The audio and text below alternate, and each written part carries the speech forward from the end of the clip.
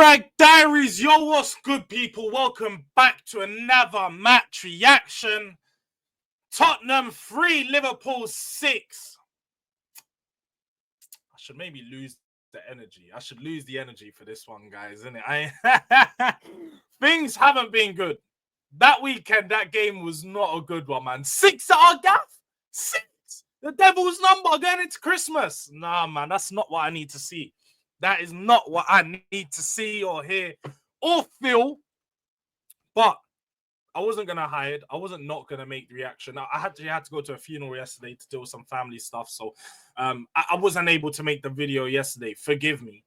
But we're back. We're back today, Tuesday. Made sure I've done this video first thing in the morning so you guys can get my reaction. And first thing I'm going to say is, home 6. 6?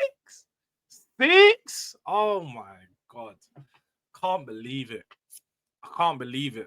I did do an instant match reaction. Go check out the TikTok for that one. Make sure you guys are following the other channels. I probably don't say it enough, but on the TikTok, I have my quick 1-minute videos. They're out straight after the game. If you want to see a quick, a raw reaction, go watch that. If you want actually in-depth reaction, that's where you come to this one for that. Go follow the Twitter _for Jords.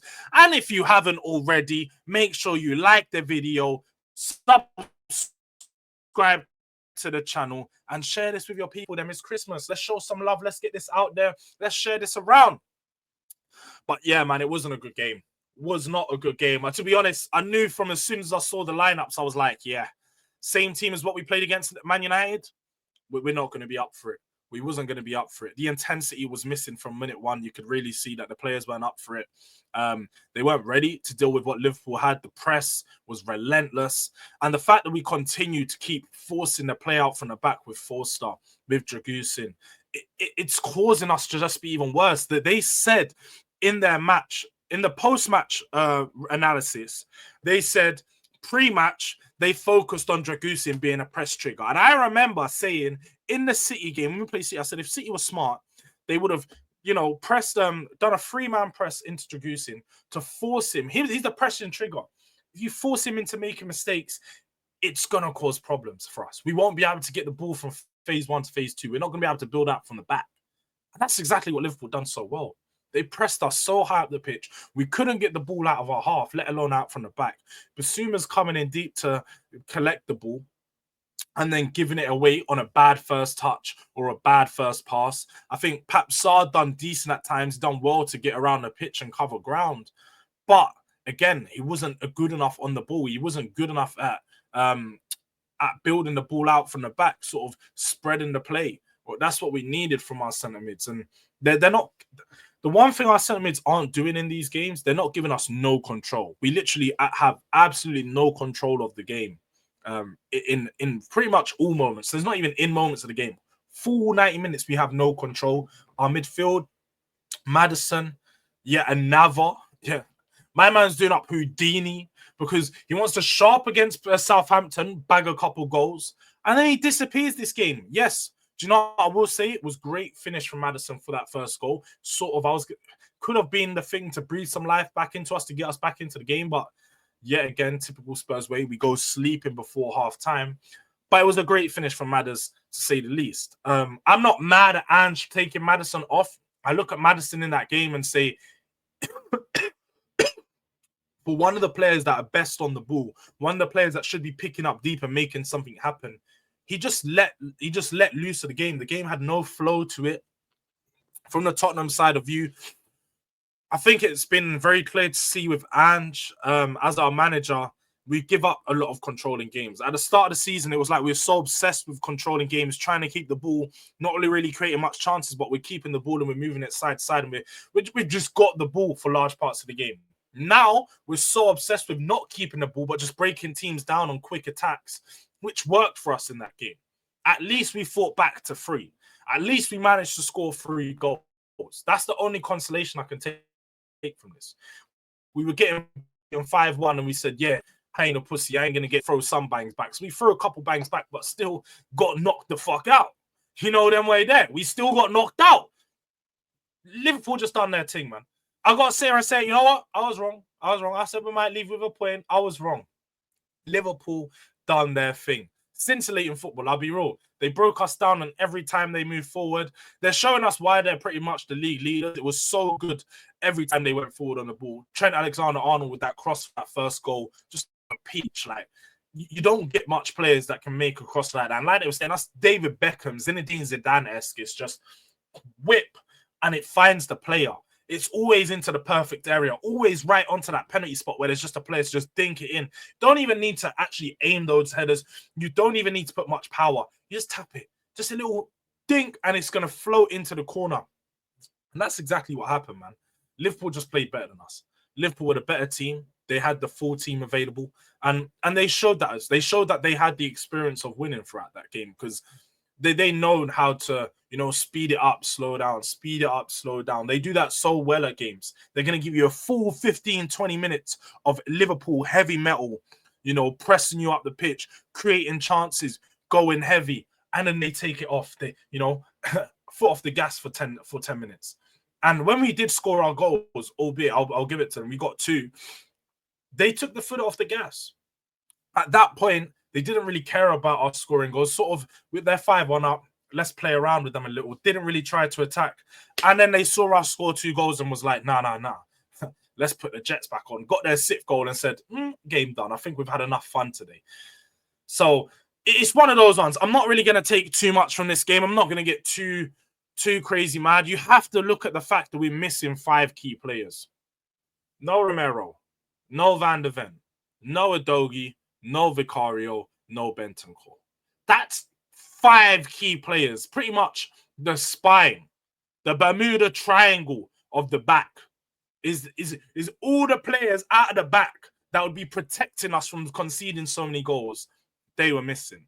Now, you can look at Crystal Palace, you can look at Ipswich and say, those players were there, but we still lost. The thing in those games was we lost due to individual mistakes, and it was just a few chances. We conceded 2 chances, conceded from those 2 chances. In this game, we conceded about 25 chances. And that's not even me over-exaggerating. We conceded chance after every time they went forward, it was a chance. Now, you can't put the onus on the players that are playing in those positions. They have no chemistry. Jed Spence playing in right back, a right back playing left back, Archie Gray a centre mid playing centre back, and Dragusin, who's supposed to be the senior player, or he's a young player, so he's getting thrown in the senior role without actually being senior. A 22-year-old that's been thrown into the fold. He's only played a few more games than Archie Gray and Jed Spence, and he's been told to be the senior player to lead the back line. It's tough. It is tough.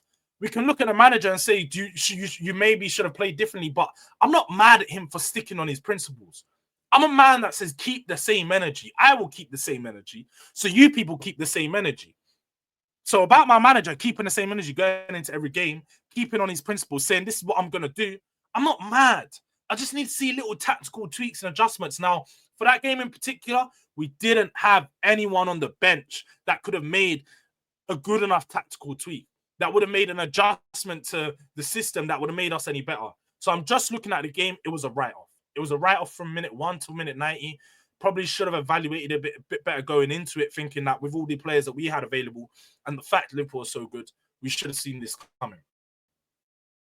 Maybe not 6. You can never. There's no excuse for 6 now. There's no excuse for 6, but we should have seen a drumming coming. We should not be surprised here. Now, going into our next games, this is where it's really key for us to actually start to build some momentum and actually to do something, and for this manager to save face, because we've now got easier teams coming up. We ain't got the big boys. We've got the likes of Nottingham Forest. We've got the likes of Wolves. I think we got the likes of who else is in there? I know Wolves and Nottingham Forest are coming up. So looking at those 2 games, they're games that we should win. Now, will we beat them? I don't know. You look at some of the results last year, look at some of the results this year. We're not amazing against these sides. We don't always perform. But this is where your bread and butter, and this is where you can start to build something. You can start to build a little bit of a base going back into the second half of the season. Because now, look, 8 losses, 17 games, unacceptable. It's completely unacceptable. And there's no excuse for that. And there's no, I can look at the players and say, we're missing a lot of players, but 8 excuses in 17 games is completely unacceptable. Now, I need to see it turn around. I need to see us turn this around. And we need to make that moment happen in the next game, and the game after that, and the game after that. we need to see quick moves be made in January. Can we make the improvements, the adjustments? Need to see change quickly in this Spurs side. Not going to talk too much about the Nottingham Forest game because I do think it's a bit early. Don't really know what team's going to come. I'm probably not going to do a preview because it's Christmas and then Boxing Day, but I'll 100% be doing a match reaction to that. Probably going to be released on Friday. So look out for that on Friday. Make sure you tap the post notification bell for that. Again, I do apologize, guys. This is late. And you know, I'm not as emotional as I would have been in reviewing the game straight after, but you're getting the laid back version because I've had time to evaluate and actually review the game and take it for what it is. And not for, you know, in the moment, just be mad at the fact we conceded 6 goals at home, which is still crazy. It's crazy. It's crazy. But yeah, man, make sure you subscribe to the channel if you haven't already. I think we might be on 700. If not, we're close to 700. So smash that like button. I did forget to put the banner out. See, it's been an early morning, man. I have so much things to do. I'm working. Still got presents to wrap and stuff. It's Christmas tomorrow. There's a lot to go around. And I forgot to put it up. We're on the road to 1K. You know what it is. I think we're, yeah, as I said, we're on like 700 at the moment. So we're not too far off. We're past the halfway mark. Let's Christmas present, you know, get these things wrapped up. Let's get us to 1K. Let's get this channel to 1K. But big up to everyone that has been tuned in. Let me know your predictions in the comment section below. And if you think Liverpool are now the favourites for the title, as they have, of course, spread that lead at the top quite a bit. But thank you guys for tuning in. Thank you for watching. This has been another Durag Diaries.